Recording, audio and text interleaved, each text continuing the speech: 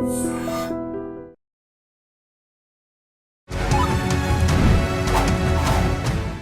రద్దు అంటే ఏంటి? అసలు పెళ్లి రద్దు చేసుకోవచ్చా? ఇప్పుడున్న డైవర్స్ కేసెస్ ఎక్కువ శాతం విత్ ఇన్ ద 1 year లో మనం ఒక వ్యక్తిని పెళ్లి చేసుకున్న తర్వాత ఆ వ్యక్తి చీటింగ్ ద్వారా గానీ, అంటే జాబ్ గురించి గానీ, సంపాదన గురించి గానీ, ఆస్తుల గురించి గానీ అబద్ధాలు ఆడిచి పెళ్లి చేసుకుంటారు. వీటిని పెళ్ళైన తర్వాత మనం ఆ పెళ్లిని రద్దు చేయమని అడిగే అవకాశం ఉంటుంది. ఇప్పుడున్న జనరేషన్ లో ఒక్క అబద్ధం కూడా ఆడకుండా జెన్యూన్ గా నిలబడి చేసుకుంటేనే నిలబడుతుంది పెళ్లి. Welcome to I dream legal talk special programme with senior advocate Nageswararao Pujari గారు. హలో అండి, welcome to our studio. Sir, పెళ్ళిళ్ళు అయిపోయినాక చాలా మంది కలిసి ఉండలేక డైవర్స్ తీసుకుంటారు. డైవర్స్ అనే పదం వింటాం, కానీ ఈ మధ్యకాలంలో ఎక్కువగా వింటున్నాం అంటే పెళ్లి రద్దు అనేది. అంటే పెళ్లిని యాక్సెప్ట్ చెయ్యము, పెళ్లి రద్దు అని అంటున్నారు. అంటే ఈ పెళ్లి రద్దు అంటే ఏంటి? అసలు పెళ్లి రద్దు చేసుకోవచ్చా? ఇప్పుడు జనరల్గా ఏంటంటే మనకు తాతల కాలంలో కానీ కట్ చేస్తే మన తల్లిదండ్రుల కాలంలో కానీ వాళ్ళు పెళ్లి చేసుకునే టైంలో ఏంటంటే మన సమాజంలో ఒక సామెత ఉంది, 1000 అబద్ధాలు ఆడైనా ఒక పెళ్లి చేయాలి అని చెప్పేసి ఉంది. ఓకే, అప్పట్లో నువ్వు 1000 అబద్ధాలు ఆడి పెళ్లి చేసినా కూడా వాళ్ళు మంచిగా కాపురాలు చేస్తుండే, మంచిగా ఉంటుండే, సదరకపోతుండే, పిల్లల్ని కానీ కుటుంబాలని వృద్ధి చేస్తుండే. ఇప్పుడు ఈ సమాజానికి వచ్చరికి ఏంటంటే ఒక్క అబద్ధం ఆడి పెళ్లి చేసినా కూడా పెళ్లిళ్ళు నిలబడుతుంది. ఓకే, ఇప్పుడు దాన్ని ఉల్టా మనం ఇట్లా ఏం చెప్పుకోవాలంటే ఒక్క అబద్ధం ఆడి కూడా పెళ్లి చేయకు అని చెప్పాలన్నట్టు. అబద్ధాలతో పెళ్లి చేయకు అని చెప్పాల. కాబట్టి మనం 1000 అబద్ధాలు ఆడి పెళ్లి చేయాలి అనే దగ్గర నుంచి ఒక్క అబద్ధం ఆడకుండా పెళ్లి చేయాలనే స్థాయికి వచ్చేసినాం మనం ఇప్పుడు. ఓకే, సో పూర్వకాలంలో ఏంటంటే మనం ఏదైనా పెళ్లి చేసేటప్పుడు ఏంటంటే ప్రతి ఒక్కరి దగ్గర లోపాలు ఏదో ఒక లోపం ఉంటుంది. ప్రతి మనిషి దగ్గర ఏదో ఒక లోపం ఉంటుంది.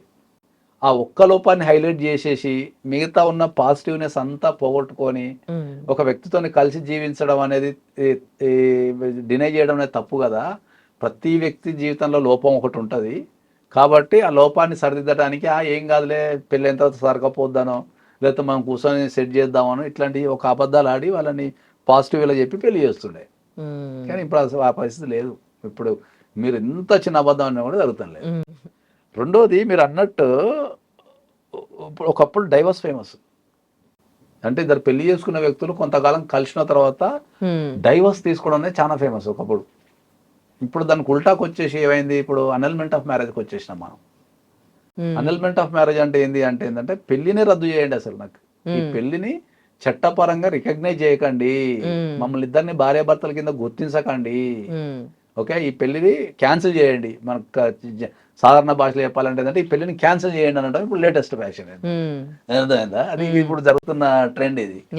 దీంట్లో మనం ప్రధానంగా చెప్పుకున్నప్పుడు ఏమవుతుంది అంటే ఏంటంటే ఈ పెళ్లి రద్దు అనేది ఏంటంటే ఇప్పుడున్న యూత్ అంతా ఎక్కువ, చాలా మంది ఏంటంటే ఇప్పుడున్న డైవర్స్ కేసెస్ ఎక్కువ శాతం విత్ ఇన్ ద 1 year లో వస్తున్నాయి. పెళ్ళైన 1 year లోపు ఈ డైవర్స్ కేసెస్ వచ్చేస్తున్నాయి దాంట్లో.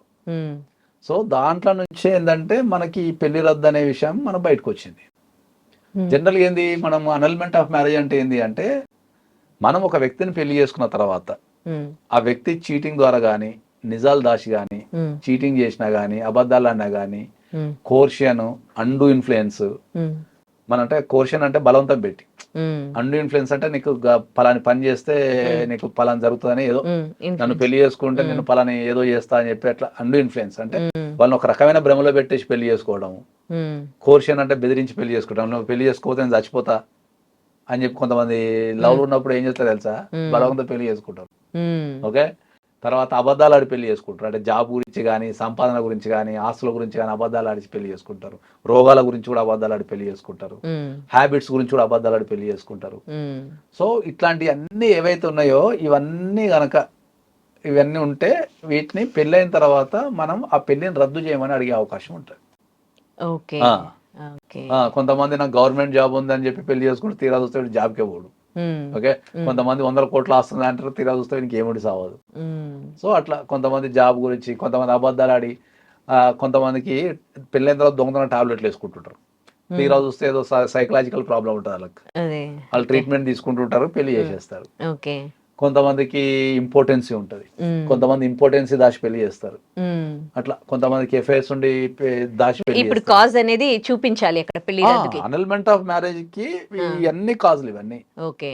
ఇవి కంపల్సరీ రోగం ఉంది నాకు దాచి పెళ్లి చేశారు, కొంతమందికి పిల్లలు పుట్టే ఉండదు, కొంతమంది సైకలాజికల్ ప్రాబ్లమ్స్ ఉంటాయి, అట్లా ఈ రోగం ఉందని చెప్పి పెళ్లి చేశారు, లేకపోతే ఈ అబద్ధం ఆడి పెళ్లి చేశారు, బలవంతం పెట్టి పెళ్లి చేశారు, లేకపోతే భ్రమలో పెట్టి పెళ్లి చేశారు. ఇవన్నీ పెళ్లి రద్దు గల కారణాలు ఇవన్నీ. ఓకే. ఇది 1 year లోపైనా పెళ్లి రద్దు చేసుకోవాలండి? ఈ నిజం ఎప్పుడు తెలుసు అక్కడి నుంచి 1 year లో. ఓహో. మనకు పెళ్ళైన తర్వాత 2 years తర్వాత నిజం తెలిసింది. ఇంతకు ముందే అమ్మాయికి పెళ్ళైంది లేదా అబ్బాయికి పెళ్ళైంది చెప్పకుండా దాచి పెళ్లి చేసే సందర్భాలు ఉంటాయి. ఫస్ట్ మ్యారేజ్ దాచి సెకండ్ మ్యారేజ్ పెళ్లి చేసే సందర్భాలు ఉంటాయి. ఎక్కువ ఏంటంటే ఇవన్నీ కాలేజీలో జరుగుతుంటాయి. కాలేజీలో లవ్ మ్యారేజ్, కాలేజీలో ఎంగేజ్లు ఉంటారు, వీళ్ళు అప్పుడు ఎంగేజ్ లో పోయి లేచిపోయి పెళ్లి చేసుకుంటారు. చేసుకున్న తర్వాత ఇంట్లో అందరూ పట్టుకొచ్చి ఆరే సమయంలో మ్యారేజ్ చేసుకుంటారు. ఇంట్లో అందరూ ఎత్తుకొచ్చేసి మళ్ళీ అటు ఇటు చేసి వీళ్ళని ఏదో రకంగా విడగొట్టేస్తారు. విడగొట్టిన తర్వాత నెక్స్ట్ పెళ్లికి వెళ్ళాలి కదా, ఏ కాలేజీలో జరిగేది ఎవరు చూసిండే అది అంత తెలియదు కదా అని అద్దాసి వీళ్ళు పెళ్లి చేస్తారు, అబ్బాయికి కానీ అమ్మాయికి కానీ.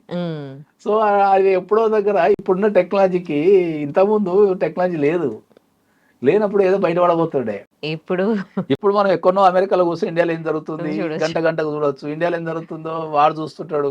ఈ ప్రపంచంలో ఒక వ్యక్తిని పట్టడం చాలా ఈజీ కాబట్టి దాగటం లేదు ఇప్పుడు అన్ని విషయాలు. సో ఇంతకుముందు ఒక వ్యక్తి వాడు రిలేషన్లు ఉన్న సోషల్ మీడియా లేనప్పుడు ఆ వ్యక్తి ఏ స్థాయికి దిగుడు తెలియదు. ఇప్పుడు మా దగ్గర కొన్ని కేసులు ఉన్నాయి, మీకు చిన్న ఉదాహరణ చెప్తా. వాళ్ళిద్దరు కాలేజీలో ఉన్నప్పుడు పెళ్లి చేసుకున్నారు, తర్వాత విడగొట్టిండ్రు, తర్వాత చెప్పకుండా 2వ మ్యారేజ్ చేసుకున్నారు.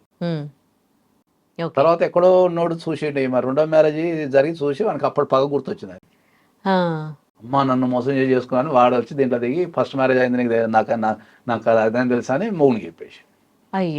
వీడు మొగుడు ఏం చేసిన, అమ్మ నువ్వు ఫస్ట్ మ్యారేజ్ అయింది దాచిపెట్టి నాకు పెళ్లి చేసినా, నువ్వు నాకు వద్దని చెప్పి వీడు స్టార్ట్ చేసి.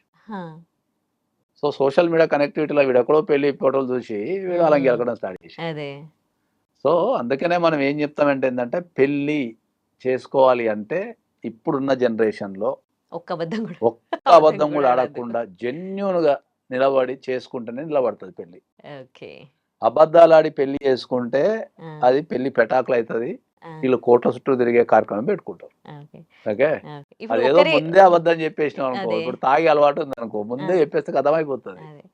ఇప్పుడు ఇద్దట్లో ఒక్కరే పెళ్లి రద్దు అని పెట్టుకున్నారు అనుకోండి, ఒక్కలే వేసుకుంటారు. అది పెళ్లి రద్దు అనేది ఒక్కలే, ఎవరైతే మోసపోయిందో ఎవరైతే వాళ్ళే వేసుకుంటారు కదా. అబద్ధం ఇప్పుడు రోగం దాచిపెట్టింది అనుకో, ఆపేటోళ్ళు వేసుకుంటారు, అట్లా దాన్ని వాళ్ళే వేసుకుంటారు. దాన్ని 100% ఏంటంటే అబద్ధాలు ఆడి మోసాలు చేసుకొని లెక్క సమాజం అంతా ఏంటంటే, అబద్ధం ఆడి పెళ్లి చేసినా కూడా మీ అందరం ఉన్నాంలే, వాడు అబద్ధం ఆడింది కదా ఇప్పటి నుంచి తాగకుండా మేము చూసుకుంటాం అని చెప్పి ఉంటుండే. ఇప్పుడు ఎవరిని పట్టించుకుని ఓపిక లేదు. కాబట్టి 100% ఇప్పుడున్న యువతకు చెప్పేది ఏంటంటే, డోంట్ లై.